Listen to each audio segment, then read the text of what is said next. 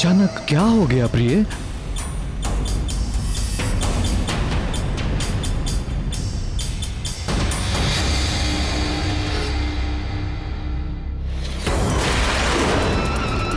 स्थिति सामान्य नहीं है राजन। महारानी को तत्काल उपचार की आवश्यकता है।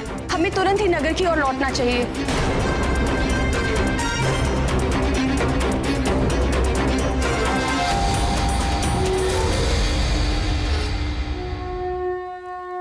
गर्भस्थ शिशु की हत्या करना महापाप है। ये दीर्घ काल तक नरक की यातना का भागी बनाता है।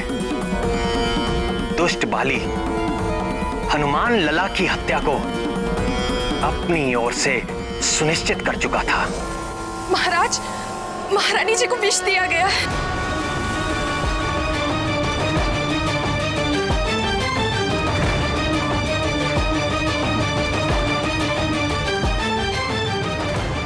फिर क्या हुआ नाथ?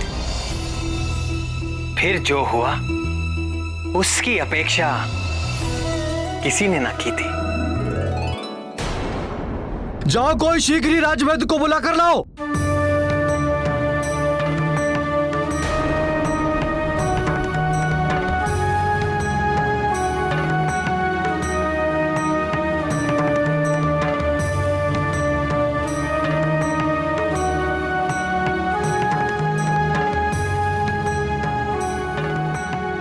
राजन, कोई भी उपचार काम नहीं कर रहा। न जाने क्या होने वाला है। क्या होने वाला है? कुछ नहीं होने वाला है। कुछ नहीं हो सकता मेरी अंजना और मेरे पुत्र को। तुम खड़े खड़े देख क्या रही हो? चवर डुलाओ महारानी को।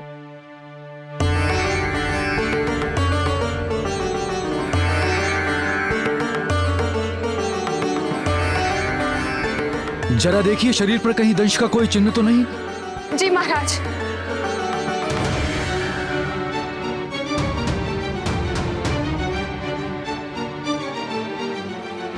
नहीं महाराज, कोई भी चिन्ह नहीं है। अर्थात ये किसी सर्ववृश्चिक या लूता का विष नहीं है। महाराज, जिस वेग से महारानी जी मूर्छित हुई है, उसे देखकर लगता है ये कोई स्थावर विष नहीं है। तो फिर? निश्चित ही ये कोई मिश्रित धातु से बना कृत्रिम विष है। जब तक विष की प्रवृत्ति निश्चित नहीं हो जाती, तब तक वमन की औषधि भी निश्चित नहीं की जा सकती। और जाइए, जाकर देखिए राजवैद्य क्यों नहीं आए अभी तक।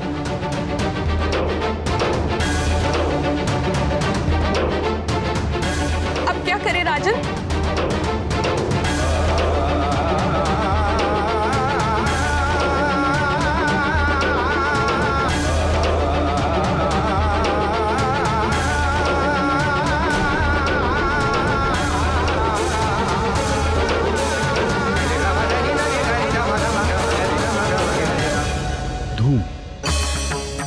धूम धूम देना होगा। मैं एक ऐसा धूम जानता हूं जो हर प्रकार के विष में दिया जा सकता है। मैं बताता हूं। हल्दी, मधु, घी, सेंधा नमक, पुराना गुड़, शीघ्र धूम तैयार किया जाए। महाराज, यदि इस धूम से भी कुछ लाभ ना हुआ तो हमें बलपूर्वक महारानी जी को वमन कराना होगा। मैं जाकर औषधियों का प्रबंध करके आती हूँ। जाओ, शीघ्रता करो। जी महाराज।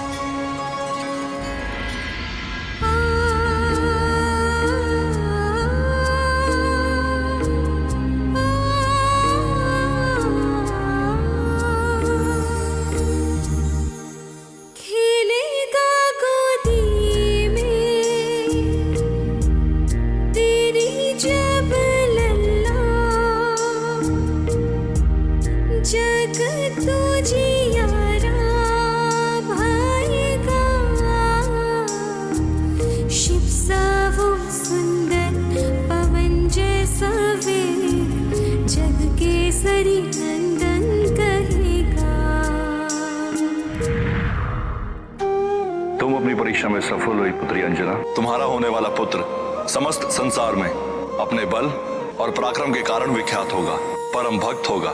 नन्ही अखियों में चमकेंगे सूरज, चमकेगा और चंदा, अग्नि सा तेज मुख पे रहेगा।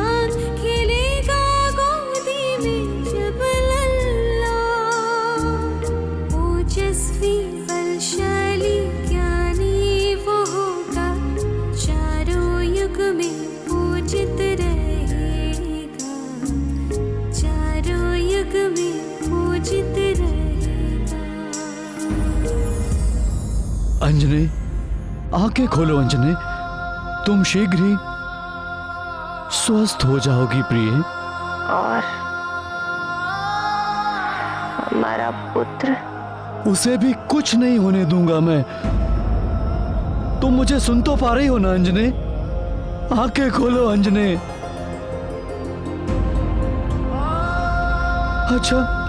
अच्छा ये बताओ, हमारा होने वाला पुत्र कैसा होगा प्रिय?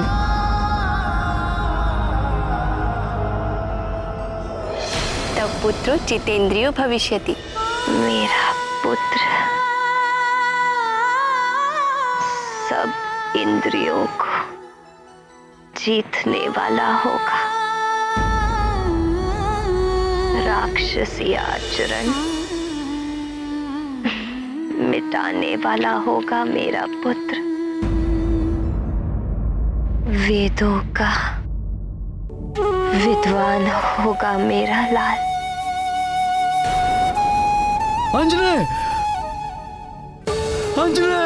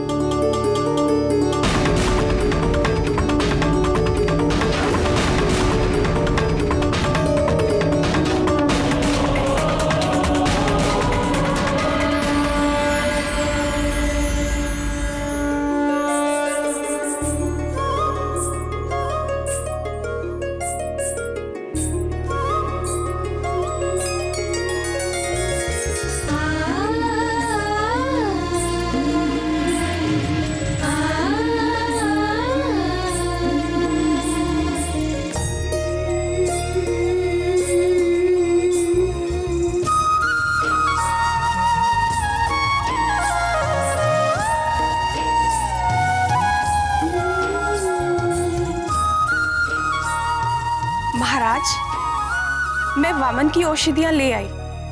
शीघ्र लाओ। किंतु महाराज, इन औषधियों से महारानी का उपचार हो पाएगा या नहीं, ये निश्चित नहीं है। आप स्वयं जाकर राजवैद्य को बुला लाएंगे तो अच्छा होगा। आप निश्चिंत रहिए महाराज, तब तक मैं महारानी जी का ध्यान रखती हूँ।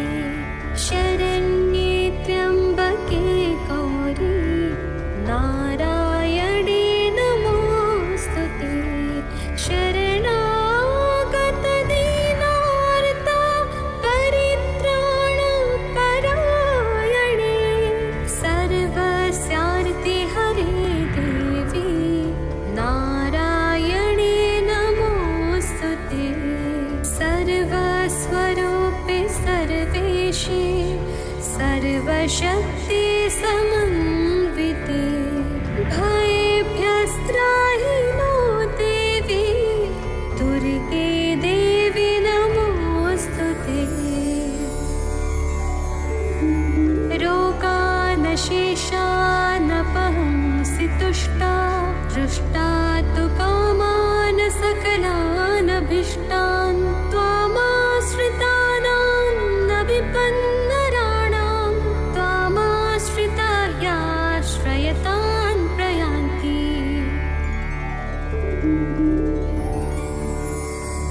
सर्वबाधा प्रशमनं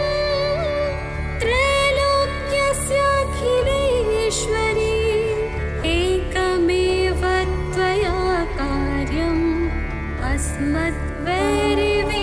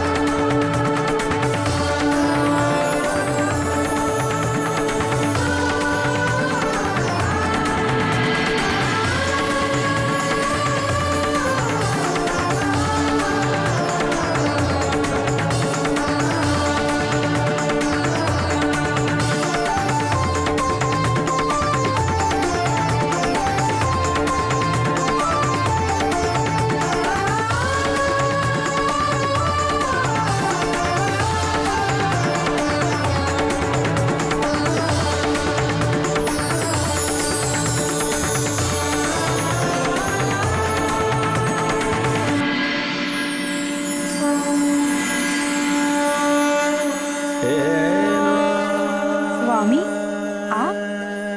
शक्ति और शक्तिमान अलग कैसे रह सकते हैं?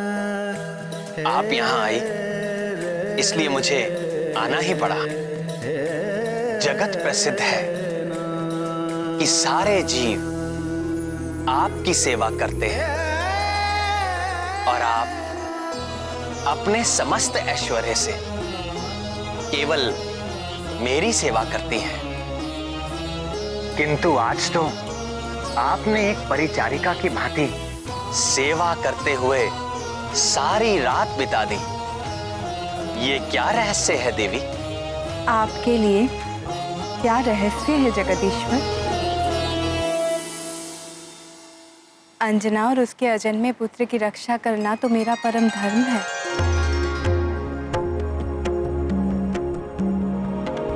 निश्चिंत हो जाइए भगवती, आपकी कृपा से अंजना के शिशु पर आई विपत्ति उसके लिए वरदान बन जाएगी।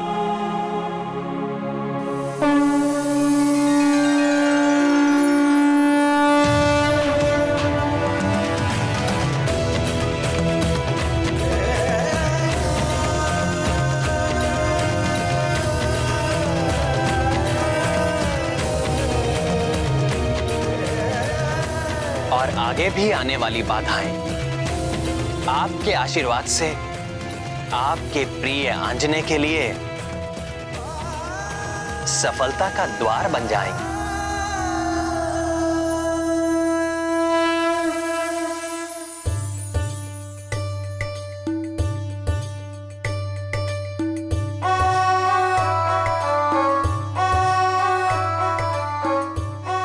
दीदी, आपने ऐसा क्यों कहा?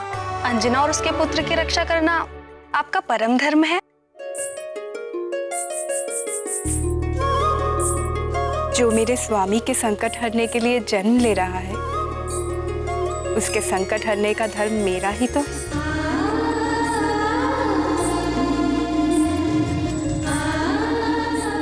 उस रात सुमेरु पर्वत पर अंजना की परिचर्या करते हुए मैं अपने स्वामी की ही सेवा कर रही थी। और पद्म हस्ता देवी लक्ष्मी की इस कृपा के उपरांत वो शुभ घड़ी निकट आ पहुंची, जिसके लिए समस्त देवता प्रतीक्षा कर रहे थे।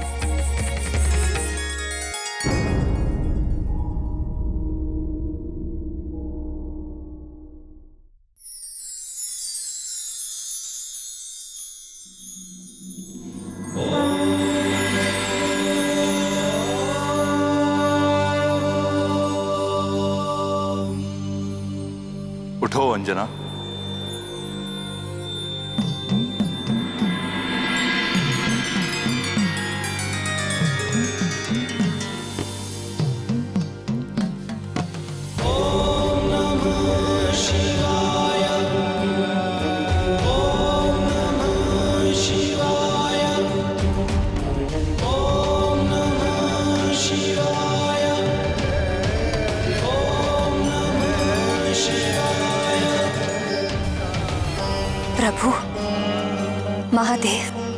चकित ना हो अंजना, ये तुम्हारा ही पुत्र है।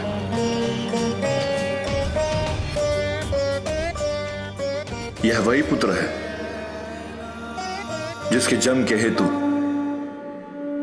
तुम्हें देवलोक से पृथ्वी पर आना पड़ा। यह वही पुत्र है जिसके जन्म की प्रतीक्षा में तुमने दीर्घकाल तक निसंतान रहने का दुख सहन किया। यह वही पुत्र है जिसे पाने के लिए तुमने 12 वर्षों तक कठिन तपस्या की थी। यह वही पुत्र है अंजना जो कमल नयन भगवान विष्णु के नर अवतार में परम सहयोगी बनने के लिए जन्म ले रहा है। तुम्हारे इस पुत्र के कारण युगों युगों तक तीनों लोगों में वानराज केसरी और तुम्हारा यशगान होगा। इस पुत्र के माध्यम से मैं स्वयं अपना तेज तुम्हें सौंप रहा हूं। ये लो, संभालो अपना पुत्र।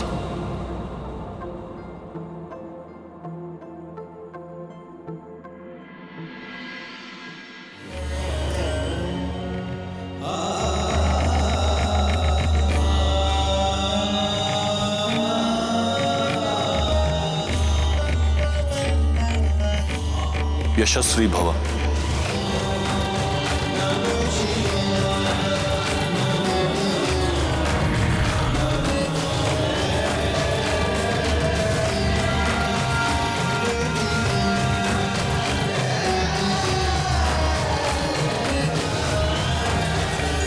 महादेव, भोलेनाथ,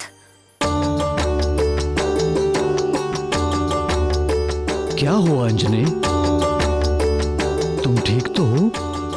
महादेव आए थे, मेरी गोद में दिया उसे स्वयं अपने हाथों से। किसे? हमारे पुत्र को। इसका अर्थ जो स्वप्न हमने साथ मिलकर देखा था वो सत्य होने वाला है प्रिय। हमारे पुत्र के जन्म की शुभ घड़ी आ गई है।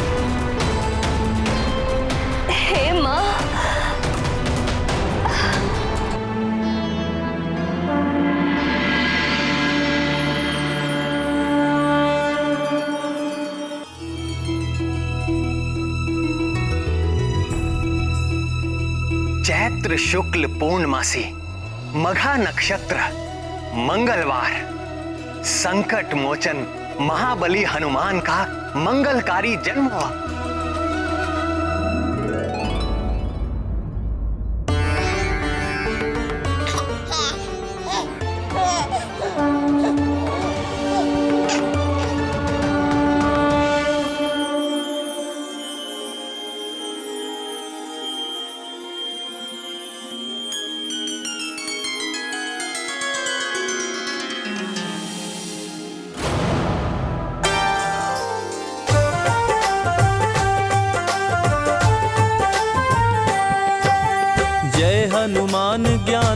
सागर, जय कपीस तिहु लोक उजागर, रामदूत अतुलित बल धामा, अंजनी पुत्र पवन सुत नामा, महावीर विक्रम बजरंगी, कुमति निवार सुमति के संगी, कंचन वरन विराज सुवेसा, कानन कुंडल कुंचित केसा, हाथ वज्र और ध्वजा बिराजे, कांधे मूंज जनेऊ साजे, शंकर सुवन केसरी नंदन, तेज प्रताप महाजगवंदन।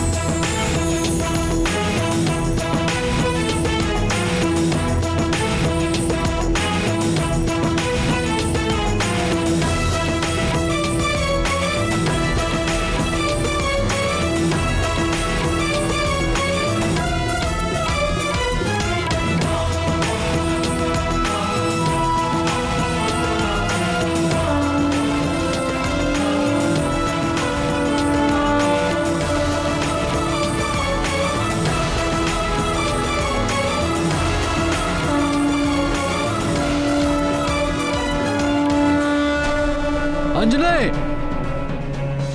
अंजने, मैं यहाँ हूँ। तुम ठीक तो हो ना अंजने? ये कैसा अंजने? मुझे कुछ नहीं हुआ। किंतु ये कैसा अद्भुत प्रकाश है, मुझे कुछ दिखाई नहीं दे रहा है प्रिय। ये हमारे पुत्र का तेज है।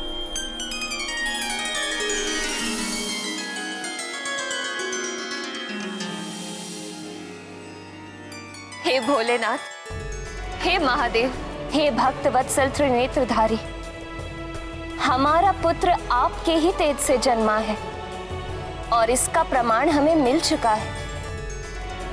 किंतु यदि हमारा लाल इस परम तेजस्वी अवस्था में निरंतर रहेगा तो हम इसकी लीलाओं का सुख पाना तो दूर, इसे देख भी नहीं पाएंगे। हे कृपा निधि, कुछ ऐसी कृपा कीजिए कि इसका तेज भी बना रहे और हम संसारी जीव इसके दर्शन भी कर सकें।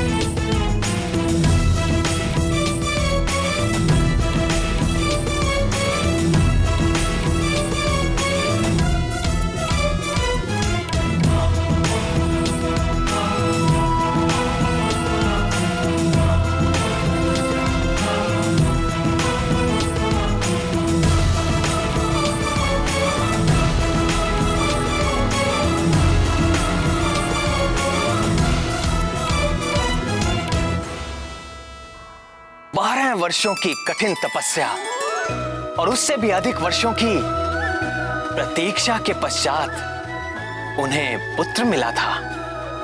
केसरी और अंजना के लिए सब कुछ जैसे स्वप्न था, वो मधुर स्वप्न जो उन दोनों ने मिलकर देखा था और साकार होकर उनके सामने आ गया था। जय राम भक्त हनुमान, जय राम भक्त हनुमान, जय राम भक्त हनुमान। महादेव का तेज विशेष, प्रगट भयाले वानर वेश। आया करने लंक दहन वो, अगन रूप हो नहीं सहन। करेगा खेल में सूर्य ग्रहण, प्रगटा जग में कौपीन पर। सुन केसरी के करुण पुकार, हनुमत खींचे सब तेज अपार। लोकों से अद्भुत तेज ढला, दर से सब ही हनुमान लला। हर्षे सब ही आनंद मिला, दर से सब ही हनुमान लला। उनके उस अपार आनंद का सारा श्रेय तो दीदी आपको ही जाता है। बाली तो हनुमान लला के हत्या के षड्यंत्र में सफल ही हो गया था और उस घातक विष से अंजना का बचना भी असंभव था। यदि आपने वैकुंठ से आकर उन दोनों की रक्षा न की होती तो केसरी और अंजना यह पुत्र सुख कभी न ले पाते और समस्त संसार संकट मोचन महाबली हनुमान जैसे भक्त और योद्धा से वंचित हो जाता। देवों की, मनुष्यों की, संतों की और पृथ्वी की कितनी बड़ी हानि हो जाती। आपको शत शत धन्यवाद है भगवती।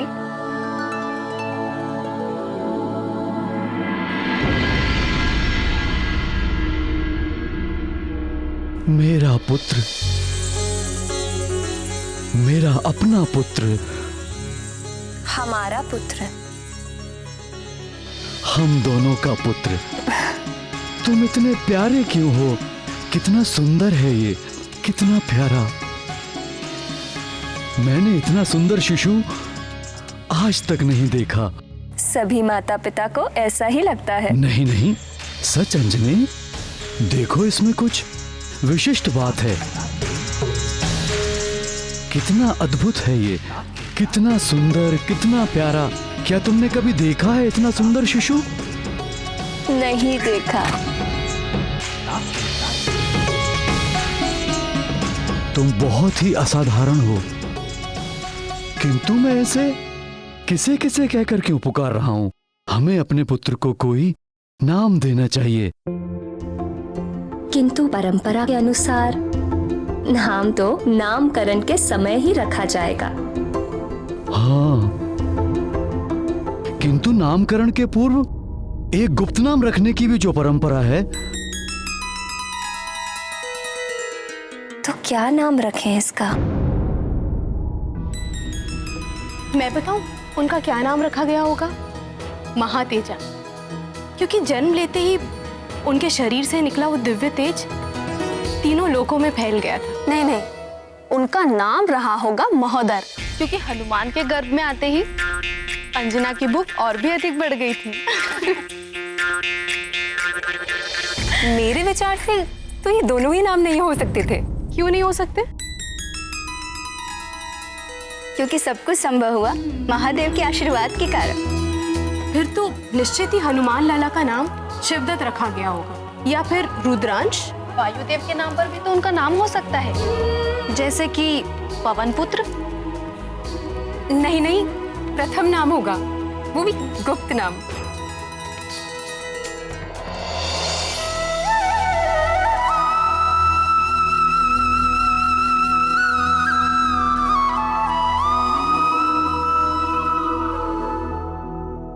जैसे हनुमान लला के नाम पर आप सब में वाद विवाद हो रहा है। वैसे ही केसरी और अंजना भी अपने नवजात शिशु के गुप्त नाम को लेकर वाद विवाद में फंस गए। अपने लंबे वैवाहिक जीवन में प्रथम बार।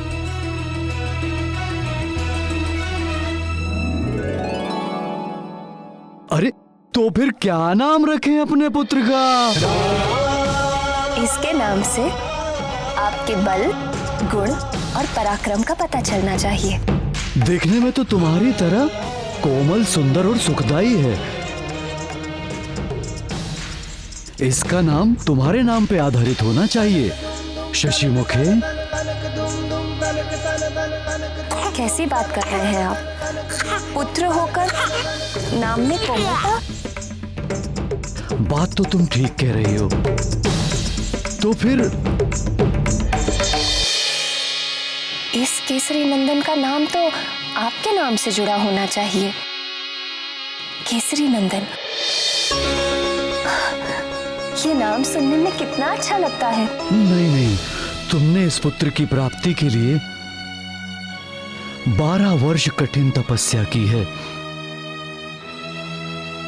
तुम्हारे इस विकट तप से भगवान भोले शंकर प्रसन्न हुए और हमें यह पुत्र रत्न प्राप्त हुआ। इसका नाम तुम्हारे नाम पे ही आधारित होना चाहिए। जो पुत्र हमें अंजना की तपस्या के फल स्वरूप मिला है, उसका नाम अंजने होना चाहिए। अंजने? नहीं। हाँ, अंजने। अंजने में वो बात कहाँ? केसरी नंदन में आनंद आता है। अरे ये आनंद भी तो तुम्हारी तपस्या का परिणाम है। इसे हम अंजने ही पुकारेंगे। अंजने नहीं, केसरी नंदन। केसरी नंदन नहीं, अंजने पुकारेंगे हम इसे। अंजने नहीं, केसरी नंदन। केसरी नंदन नहीं, अंजने पुकारेंगे हम इसे। केसरी नंदन नहीं, अंजने होना चाहिए। अंजने नहीं, केसरी नंदन। अंजने। केसरी नंदन। केसरी नंदन। अंजने। केसरी नंदन। केसरी नंदन। इसे बार बार केसरी नंदन क्यों कह रहा हूँ?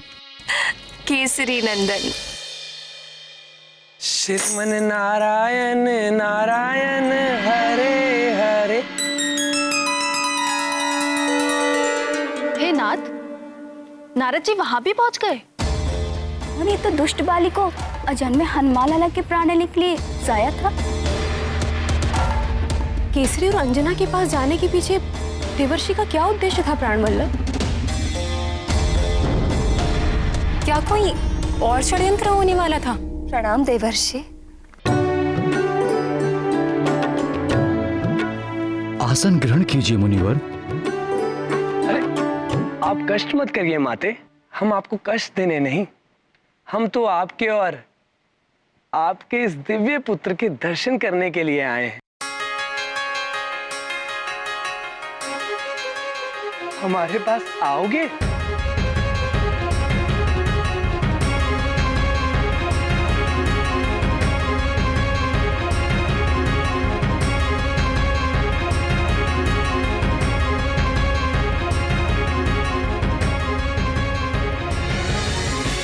काल कर्म गुण दोष सुभाऊ, कछु दुख तुम्हें व्याप ही काऊ।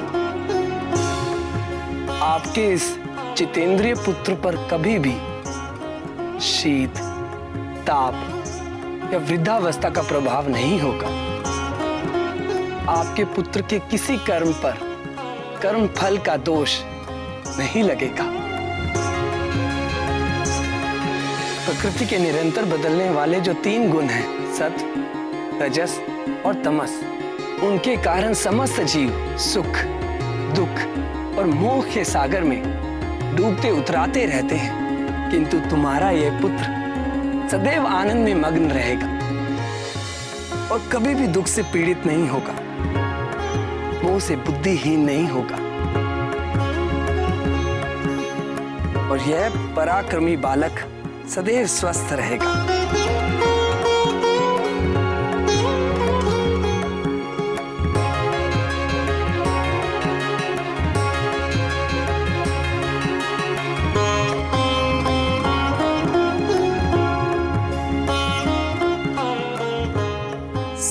माया विभंजक अर्थात सारी मायाओं को तोड़ने वाला।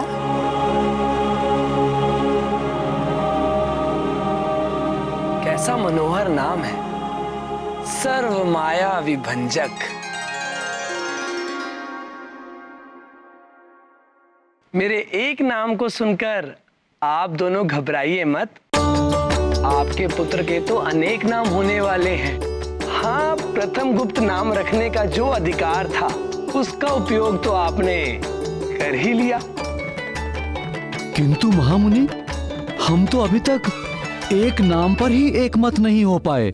मैं जानता हूँ वानर राज, किंतु आपके ये दोनों नाम बालक के कानों में इतनी बार गए कि वे दोनों ही उसने स्वीकार कर लिए। क्यों केसरी नंदन? अंज में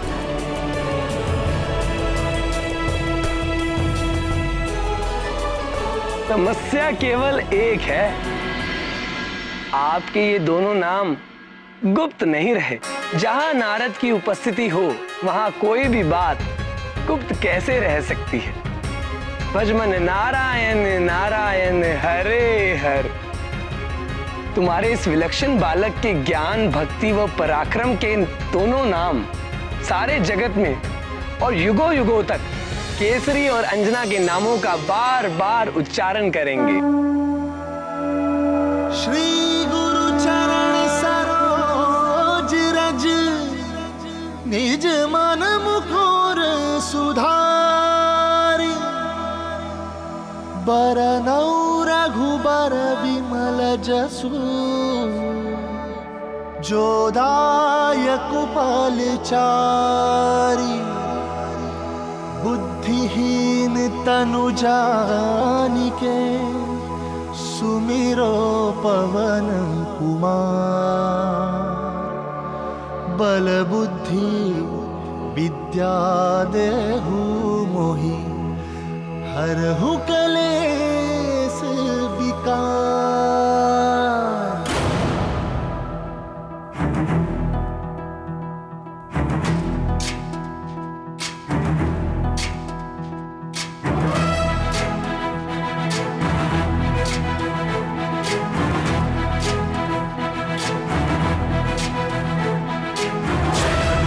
ज्ञान गुण सागर, जय कपीस दिव्य लोक उजागर, दूत अतुलित बल धामा, अंजनी पुत्र पवन सुत नामा, महावीर विक्रम बजरंगी, कुमति निवार सुमति के संगी, जय हनुमान ज्ञान गुण सागर, जय कपीस दिव्य लोक उजागर। किंतु ये व्यवहार मुझे समझ में नहीं आया प्राण बल्लभ।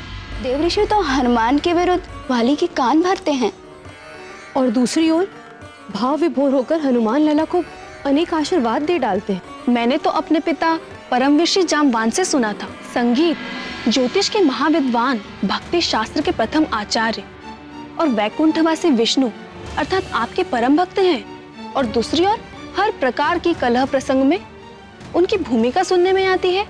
प्रभु, नारद जी के चरित्र की इस गुत्थी को केवल आप ही सुलझा सकते हैं। बताइए ना, इसके पीछे क्या रहस्य है?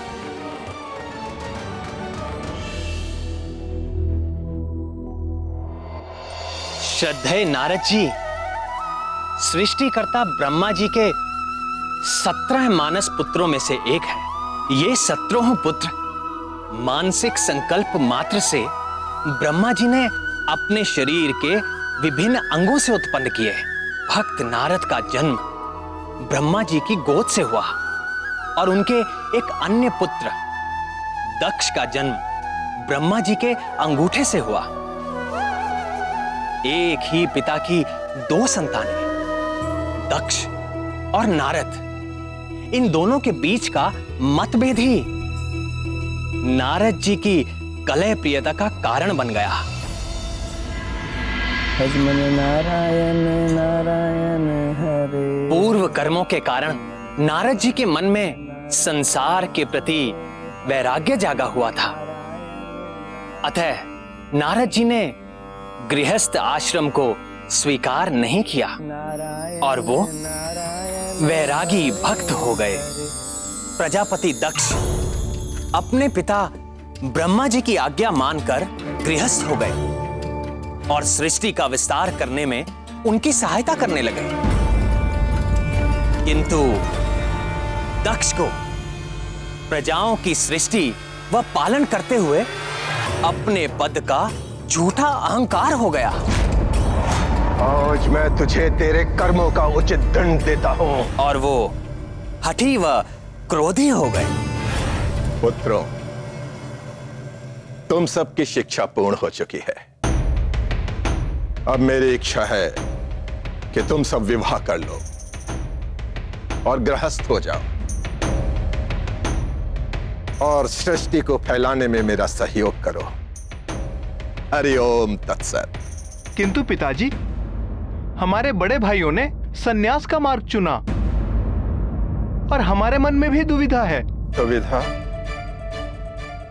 कैसी दुविधा? पिता की आज्ञा मानना तुम्हारा परम धर्म है और उसी में तुम्हारा परम कल्याण भी, यही शास्त्र कहते हैं। हरि ओम तत्सत। किंतु तात नारद तो कहते हैं। उस कपटी का नाम भी मत लो।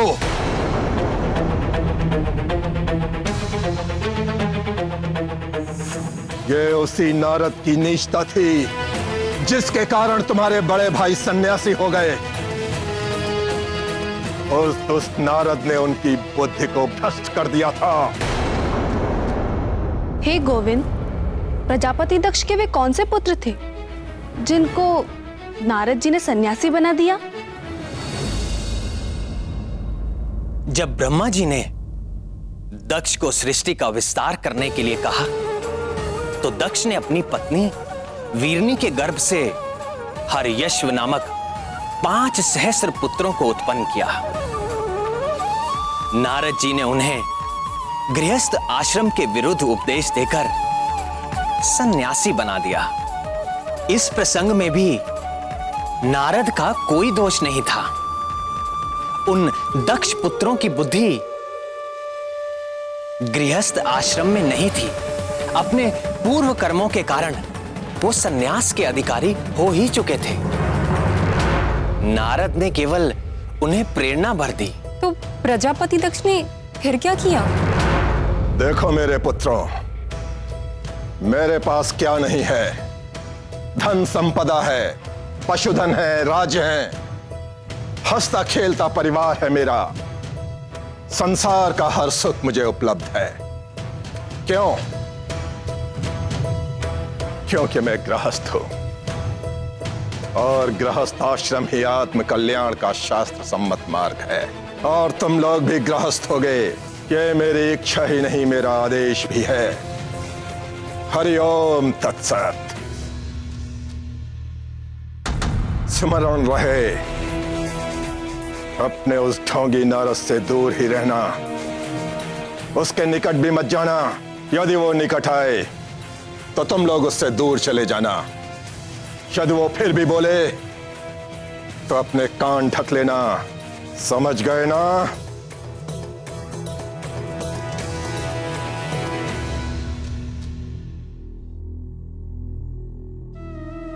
कहीं नारद जी उन्हें भी समझाने तो नहीं आ पहुंचे?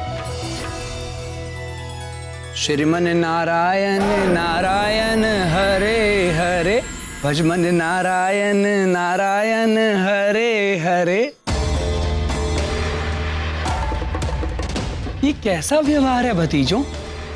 ना नमस्कार, ना प्रणाम, ना आदर, ना कोई सत्कार। या प्रजापति दक्ष ने तुम सबको यही शिक्षा दी है? जी पिताजी ने हमें यही शिक्षा दी है। उन्होंने कहा है कि आपसे दूर रहें और आपके निकट भी ना जाएं। और यदि आप निकट आए तो हम दूर चले जाएंगे। और फिर भी आप बोलें तो अपने कान ढक लें।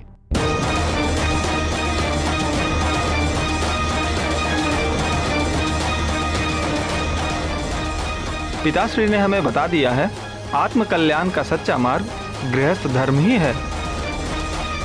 हम गृहस्थ बनेंगे और सदैव सुखी रहेंगे।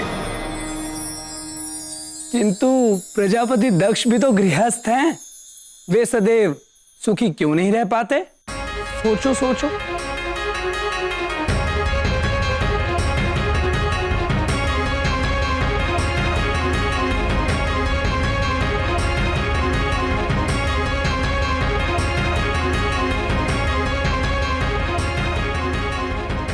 क्या तुमने उन्हें कभी क्रोध में या दुखी देखा है? पिताजी तो आज ही क्रोधित हो गए थे। पिताजी तो प्रतिदिन क्रोध करते हैं। क्रोध तो उनका स्वभाव बन चुका है। फिर तो दुखी और शुभ भी होते होंगे। होते हैं। यदि उनकी बात प्रमाणित होती तो क्या उनके साथ ऐसा हो सकता था?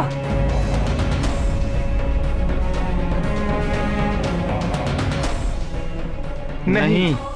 अच्छा भी यह बताओ, क्या तुम में से किसी ने भी मुझे कभी भी क्रोध करते हुए या आंसू बहाते हुए देखा है? नहीं, आप तो सदैव प्रसन्न मुद्रा में ही रहते हैं। क्या मैं गृहस्थ हूं? नहीं। और सदैव सुखी रहते हैं। प्रजापति दक्ष गृहस्थ है और सदैव दुखी रहते हैं।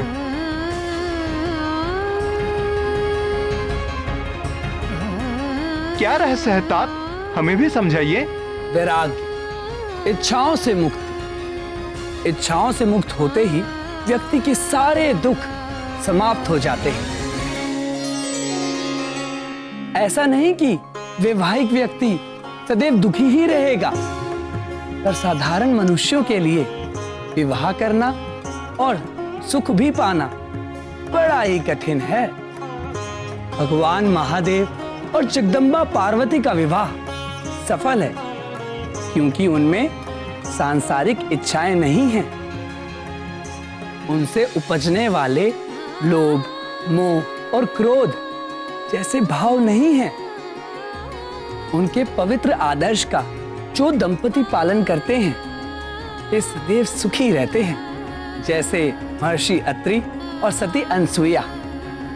यदि तुम लोग स्वयं को उनके समान ज्ञानवान मानते हो तो कर लो विवाह, और यदि अभी तुम्हारे भीतर ज्ञान का पूरा प्रकाश नहीं हुआ है तो सावधान, सोच समझकर करना विवाह।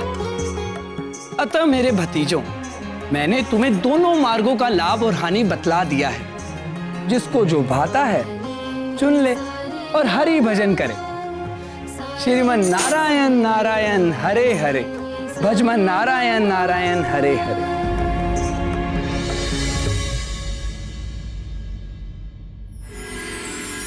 प्रिय नारद ने दक्ष के उन 1 सहस्त्र पुत्रों को भी सन्यासी बना दिया और पृथ्वी के कोने कोने में भेज दिया।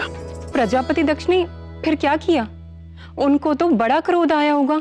आया, और उसी क्रोध के आवेश में उन्होंने नारद जी को श्राप दे डाला। अपने ही वंश बेल को काटने वाले वंश खाते ही आज मैं तुझे तेरे कर्मों का उचित दंड देता हूं। जिस प्रकार तूने मेरे पुत्रों को पृथ्वी के कोने कोने में भटकने के लिए भेज दिया है, उसी प्रकार तू भी सारे संसार में भटकता रहेगा। तो घड़ी से अधिक तू कभी भी किसी स्थान पर नहीं टिक सकेगा और सारे ब्रह्मांड में तू कलह प्रिय के नाम से कुख्यात हो जाएगा। यदि श्रद्धेय नारद जी चाहते तो वो भी पलटकर दक्ष को श्राप दे सकते थे, किंतु अपने निर्मल संत स्वभाव के चलते उन्होंने दक्ष के श्राप को मेरी इच्छा मानकर चुपचाप स्वीकार कर लिया। और विडंबना यह है कि अपने इन्हीं श्रापों के कारण नारद जी सारे संसार में घूम घूम कर लोक कल्याण करते हैं और सर्वत्र सम्मानित होते हैं। किसी भी कर्म का चरित्र उसके परिणाम से उजागर होता है। नारद जी जो भी करते हैं उसका परिणाम सदैव लोक कल्याण ही होता है। नारद जी अपने समर्पण और भक्ति के कारण अनेक प्रकार की शक्तियों से संपन्न है। वे भूत व भविष्य की भी ज्ञाता है। नारद जी ये जानते थे कि हनुमान लल्ला पर कुछ प्रभाव न पड़ेगा और वाली के विष देने से हनुमान लल्ला का क्या गया, उल्टे हनुमान लल्ला को तो दिव्य कुंडल और प्राप्त हो गए। हे प्राणवल्लभ, हनुमान लल्ला इतने प्यारे क्यों हैं? मन करता है उन्हें गोद में उठाकर हृदय से लगाकर जी भरकर दुलार करूं। कुछ बालक होते ही ऐसे हैं जो हर देखने वाले का हृदय हर लेते हैं। बधाई हो महारानी जी, बधाई हो महाराज। देखो पुत्र, ये है दाई माँ।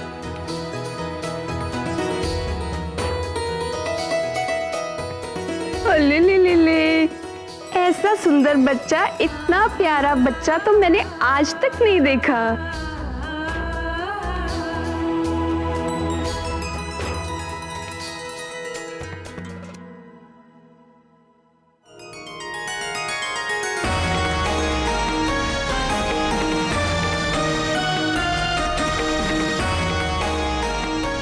आज मैं बहुत प्रसन्न हूँ।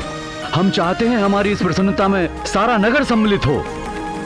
सारे नगर को दीपमाला, पुष्पावली और तोरणों से सजाया जाए। मंदिरों और भवन की विशेष तौर से सज्जा की जाए।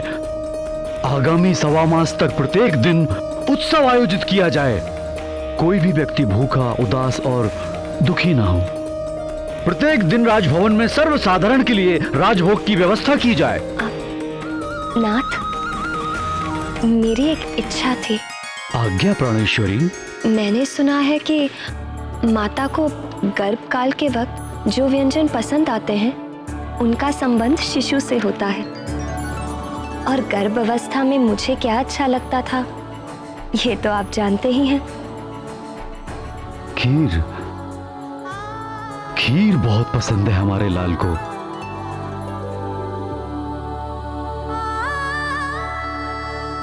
मैं चाहती हूँ कि अन्नप्राशन तक प्रतिदिन नगरवासी खीर खाकर तृप्त रहें।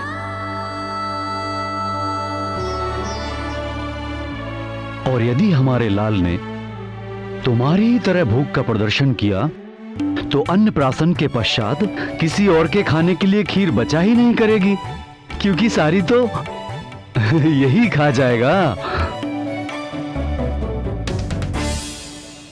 अरे देखिए कैसे मचलने लगा खीर का नाम सुनते ही। दूंगी दूंगी, तुम्हें भी खीर दूंगी, किंतु अन्नप्राशन के बाद।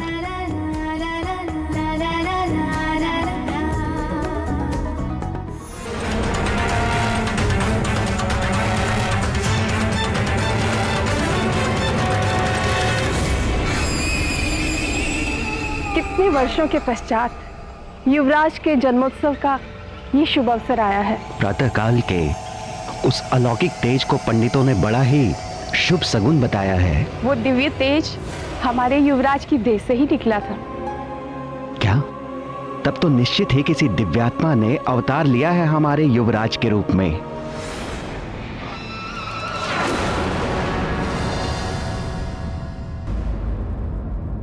हे, रुको।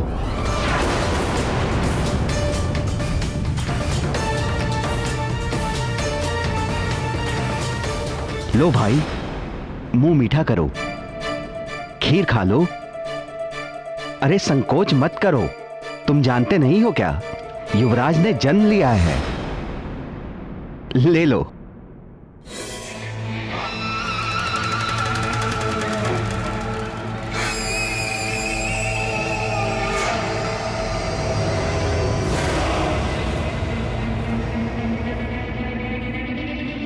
आइए देवी।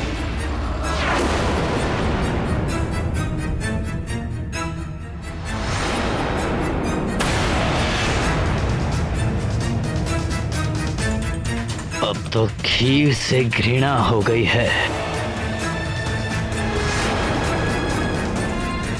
एक बार बच गया, पर मुझ महानतम का वार व्यर्थ नहीं जाएगा हर बार।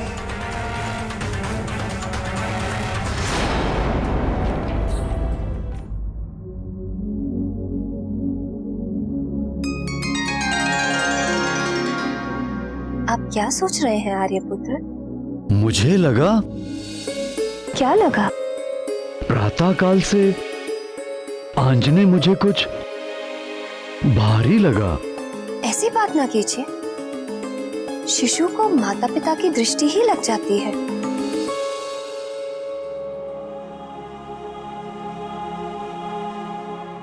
वाली ऐसा अहंकारी था जिसे किसी भी स्थिति में हार स्वीकार नहीं थी। हनुमान लला को मारने में एक बार असफल हो जाने पर निराश होना तो दूर, उल्टे और हट पर अड़ गया। फिर वो एक और क्रूर योजना के साथ आंजनेय को मारने जा पहुंचा।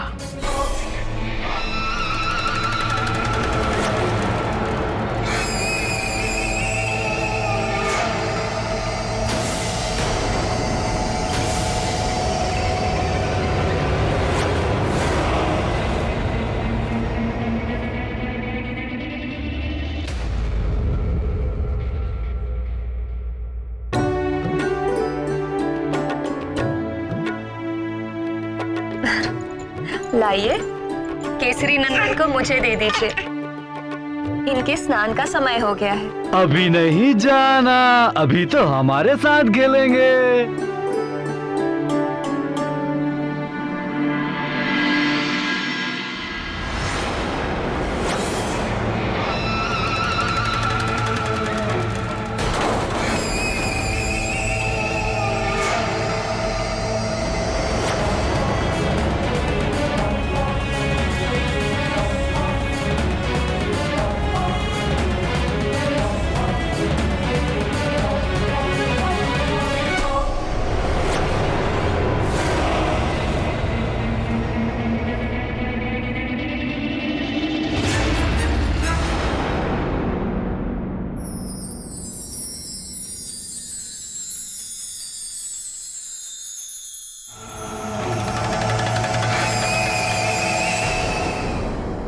आज तो मेरे केसरी नंदन के स्वास्थ्य को उसके पिताजी ही दृष्टि लगा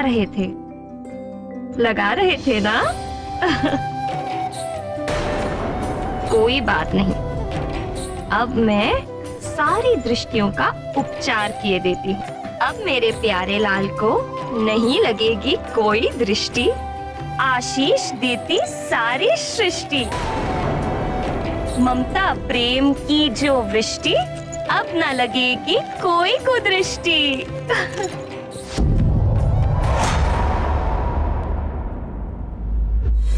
मुझे देख रहा है, मुझ महानतम को ही देख रहा है तो सुन ले मरकट, मैं महानतम तेरा काल हूँ।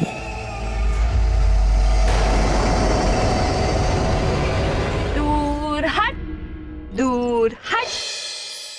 लो, भाग गई सारी कुदृष्टियां।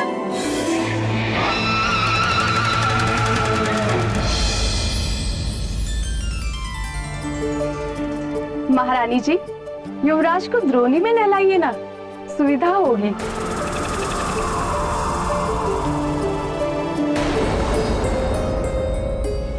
प्रातःकाल से आंजने मुझे कुछ भारी लगा।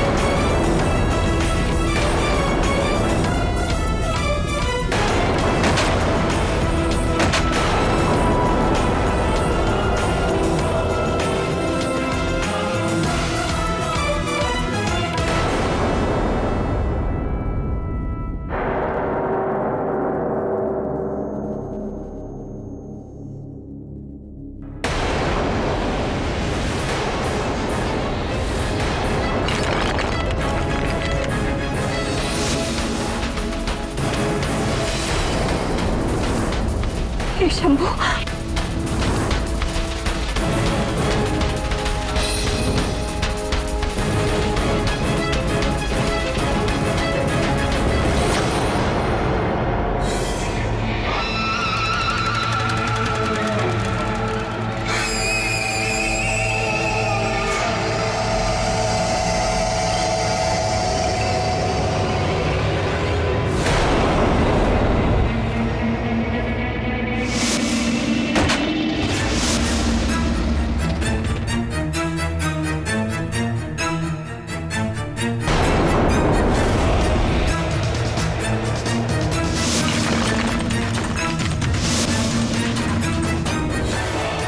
ये तो वज्रकाय है।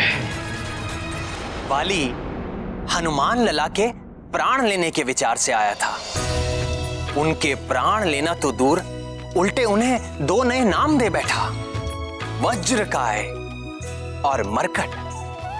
मरकट शब्द का अर्थ है तो वानर ही, किंतु ये वानर जाति के लिए एक अपशब्द है।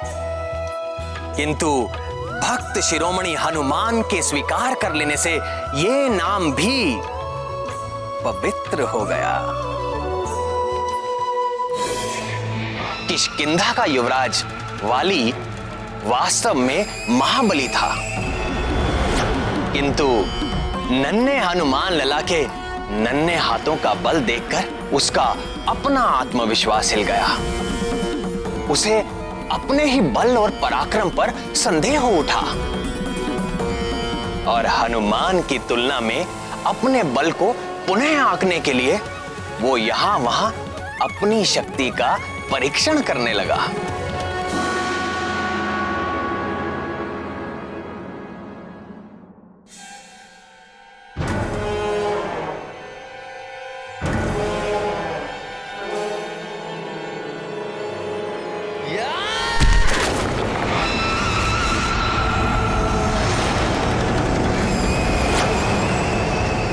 मैं महानतम हूं तो मुझ महानतम को अपने बल पर संदेह क्यों हो रहा है? 100 हाथियों का बल है मुझ में, फिर भी मुझ महानतम को ऐसा क्यों लग रहा है कि उस बालक का बल मुझ महानतम के बल से कहीं अधिक है? क्यों उस बालक का बल मुझे भीतर से भयभीत कर रहा है? क्यों? हर अहंकारी जब भी किसी संत महात्मा के सामने जाता है तो उसके अहंकार का भवन डोलने लगता है। वाली को भी हनुमान लला के आगे इसी संकट का सामना करना पड़ रहा था। बजरंग बली जैसे संतों में अहंकार नहीं होता ऐसा नहीं है, उनके भीतर मेरा ईश्वरीय अहंकार होता है, अर्थात अपने अहंकार से मुक्त होकर वो मेरे असीम ज्ञान, असीम ऐश्वर्य और असीम शक्ति के अधिकारी हो जाते हैं। जिसकी कोई सीमा ही ना हो उसकी कहां टक्कर होगी और कहां चोट लगेगी। इसी कारण हमारे हनुमान लला को चोट नहीं लगती। किंतु प्राणवल्लभ, हनुमान लला की ऐसी अद्भुत शक्ति देख अंजना और केसरी की क्या दशा हुई? चिंतित हुए, भयभीत हुए, सन्न हो गए। फिर स्मरण आया उनका पुत्र कोई साधारण वानर पुत्र नहीं है, वो तो स्वयं ब्रह्मांड नायक भगवान भोलेनाथ का अंश है। ये स्मृति आते ही ऐसा महान शक्तिशाली पुत्र पाकर वो बार बार अपने को धन्य मानकर सुखी होने लगे। फिर भी माँ तो माँ ही होती है, अपने पुत्र की रक्षा करने के लिए सदैव आतुर। इसीलिए अंजना ने हनुमान लला के बल की किसी से चर्चा नहीं की, पर सूर्य का तेज भी किसी के छिपाए छिपता है।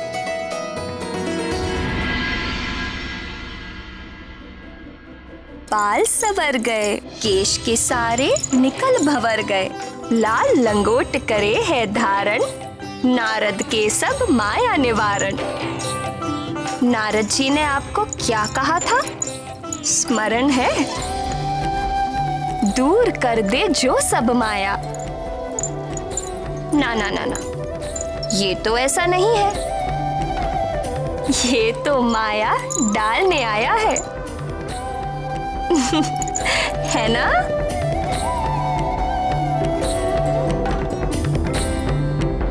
देखो प्राण प्रिय, मैं क्या लाया हूं अंजने के लिए।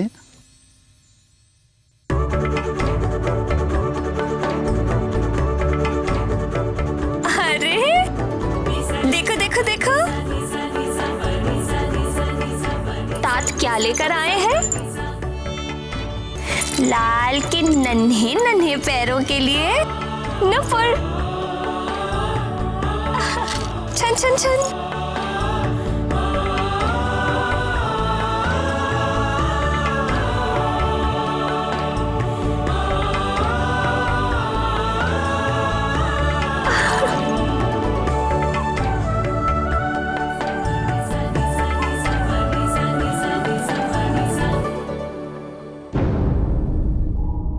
क्या कर रही हो प्रिय? देखिए ना, ये कंठहार खुल ही नहीं रहा और ये कुंडल भी। आप इन्हें खोल देंगे? कंठार कुंडल तो यहाँ पड़े हैं। ये तो आप लेकर आए हैं। ये जो इसके कंठ में है, इसके कर्ण में जो है, मैं उनकी बात कर रही हूँ। ये कैसा परिहास कर रही हो? आंजनेय के कर्ण में कोई आभूषण नहीं। देखो कंठ भी रिक्त है।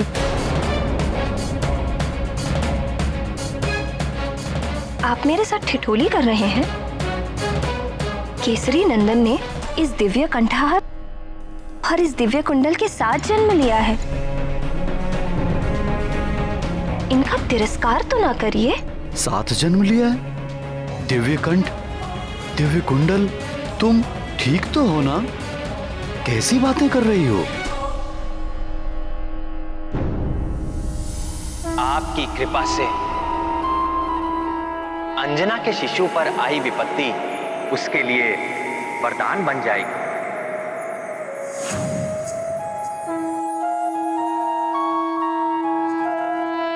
अगर ये वास्तविक है तो मुझे क्यों नहीं दिखाई दे रहा?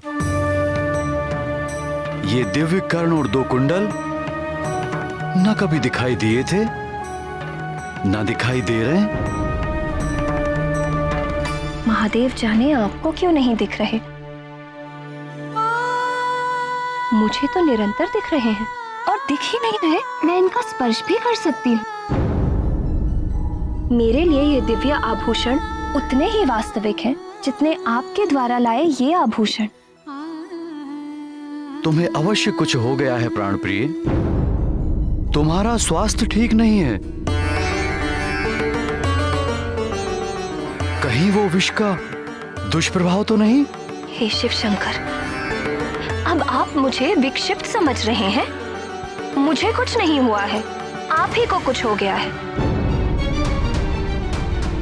आप मुझ पर अविश्वास कर रहे हैं।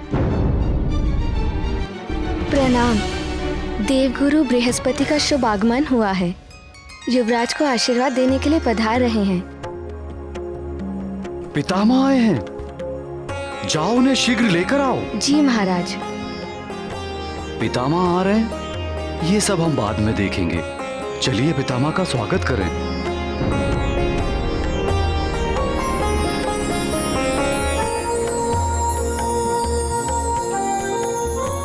कल्याण हो वत्स।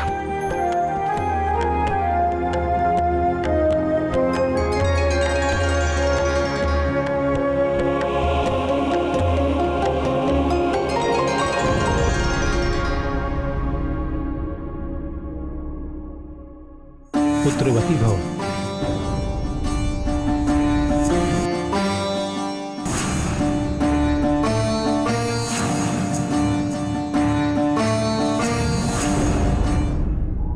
देवगुरु बृहस्पति को देखते ही अंजना की देह में एक झुरझुरी सी दौड़ गई।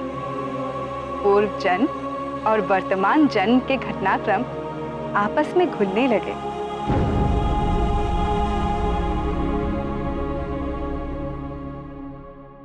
क्या हुआ पुत्री? इतनी चिंतित क्यों हो?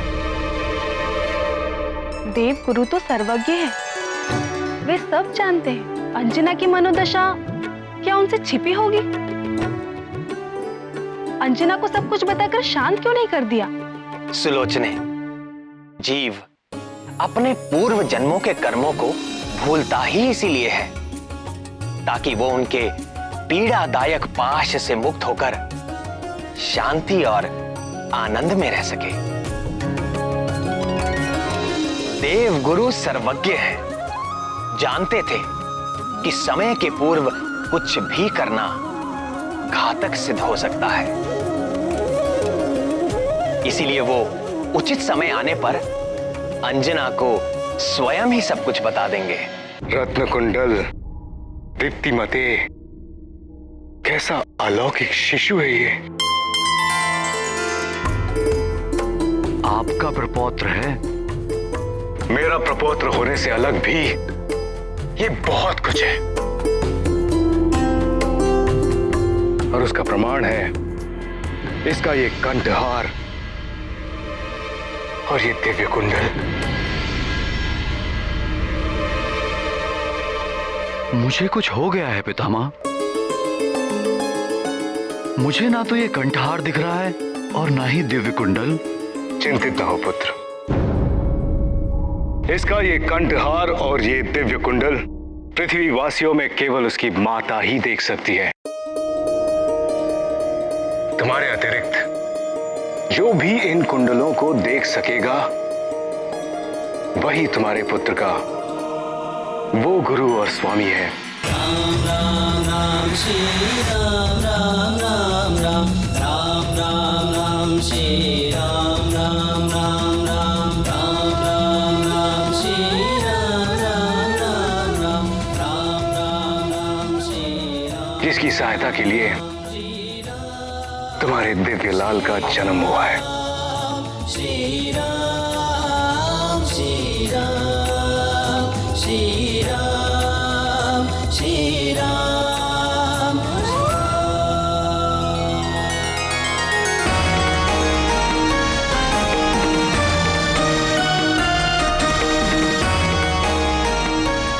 तुम्हारा वानर कुल में जन्म लेना सार्थक हुआ पुत्री। तुम्हारे पुत्र के साथ तुम्हारी कीर्ति भी युगों युगों तक गाई जाएगी। कल्याण।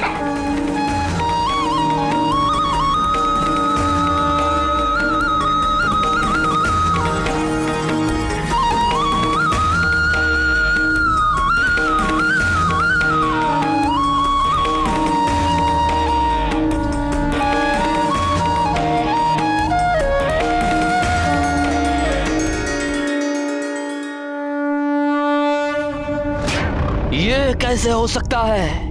ये सत्य नहीं है। एक नवजात शिशु के गिरने से चट्टान नहीं टूट सकती।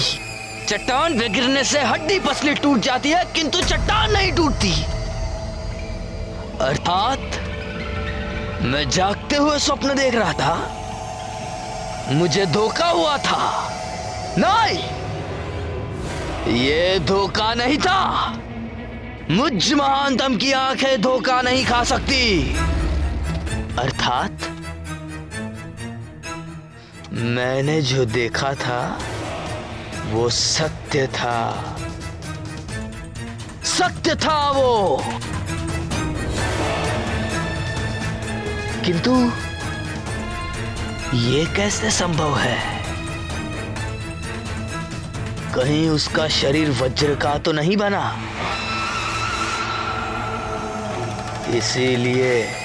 इसीलिए मेरे दिए हुए विष का विष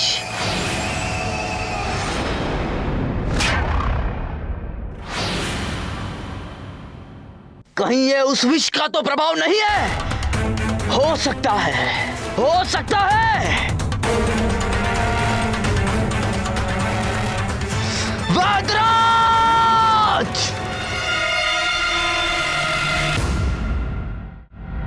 अरे ओ वैदराज, छुप कर बैठा है दुष्ट?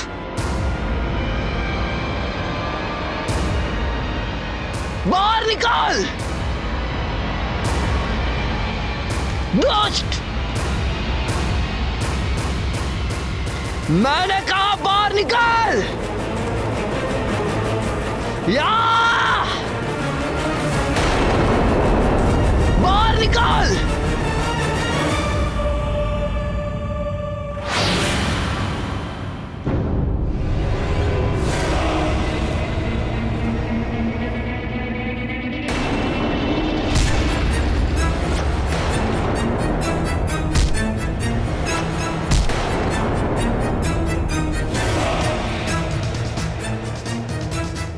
या! तूने मुझ महानतम के साथ छल किया? क्या मांगा था मैंने तुझे? एक ऐसा विष जिसे खाकर तत्काल मृत्यु हो जाती है। मरण आया और तूने मुझे क्या दिया? कौन सा चमत्कारी चूर्ण था वो? बता, नहीं तो आज मुझ महानतम के हाथों तेरी मृत्यु निश्चित है। बोल!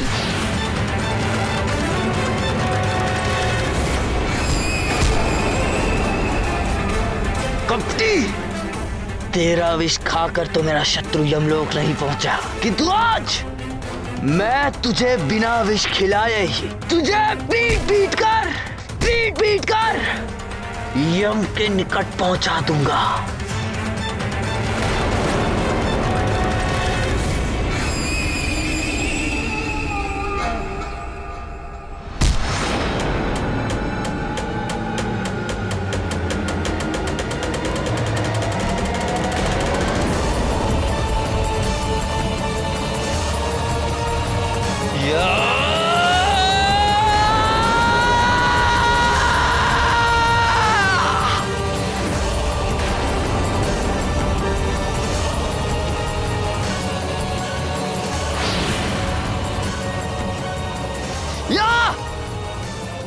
इस विद्रोही ने मेरे साथ छल किया है। छोड़ दो मुझे, छोड़ दो।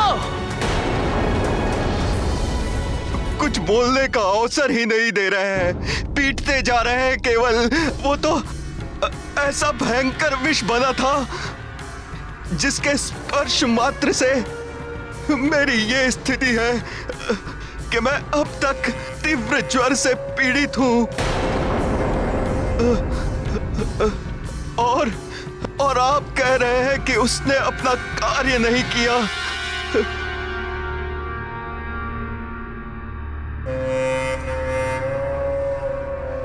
ये किस विष की बात कर रहे हैं बाली भैया?